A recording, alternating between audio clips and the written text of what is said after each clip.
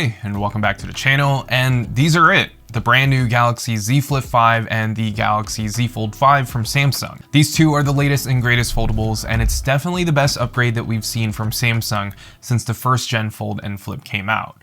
So let's talk about what's new and what to expect from Samsung in a couple of weeks. So before we jump into the video, just know that this is just a hands-on video, so make sure to subscribe now so you don't miss out on the full review of these two phones.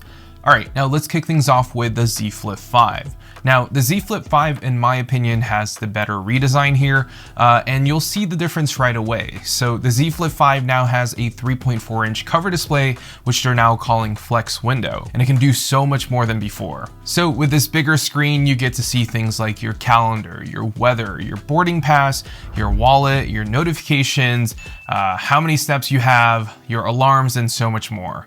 Now, what's cool about this bigger outer display is that you can reply to messages or notifications right on the Flex window, and a full-size keyboard will actually pop up, and while it's still kind of tiny to see everything in this small window, at least you can do that now.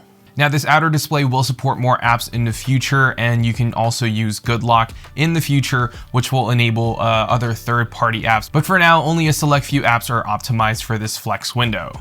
Now, besides the Flex window, the hinge on the Z Flip 5 also got a slight redesign here, and the flip now closes flat like its competition. But compared to the other flips that I've tried, Samsung, in my opinion, has the best feeling hinge on any flip. It feels sturdy in a way, if that makes sense. But besides that, the cameras on the outside, same as last year. The inner display, same as last year, and the crease feels the same too. So overall, the big selling point here on the Z Flip 5 is that Flex window or cover display, the flat profile when closed, and the base storage. So for the same starting price of $999, you're now getting a base storage of 256 gigs, which is honestly huge for Samsung. And the Z Flip 5 comes in 4 colors: mint, cream, black, and lavender. Now, the Z Fold 5, in my opinion, I wouldn't necessarily say is the least exciting update, but it kinda is at the same time. However, what they did with the Z Fold 5 is definitely much needed, especially with how many new foldables there are in the market. But anyways, here's the rundown on the Z Fold 5. The Z Fold 5 still features that same long candy bar style outer display. Some people love this and others don't.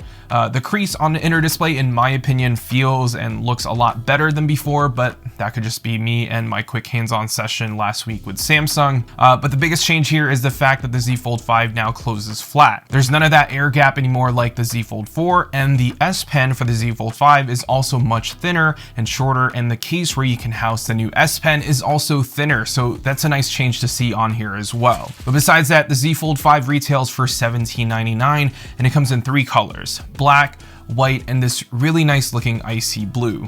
Anyways, those are the new phones from Samsung, but they also announced 2 new watches, the Watch 6 and the Watch 6 Classic, with that beautiful rotating bezel on the Classic. I'm definitely more interested in the Classic because of the rotating bezels.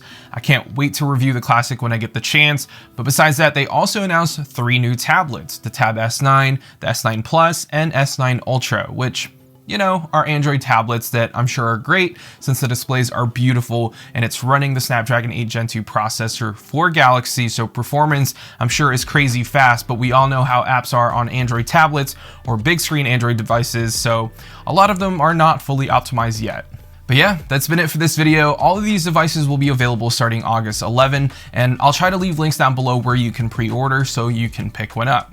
Anyways, make sure to subscribe so you don't miss out on my full review of the Z Flip 5 and the Z Fold 5 with camera samples, battery life tests, and so much more.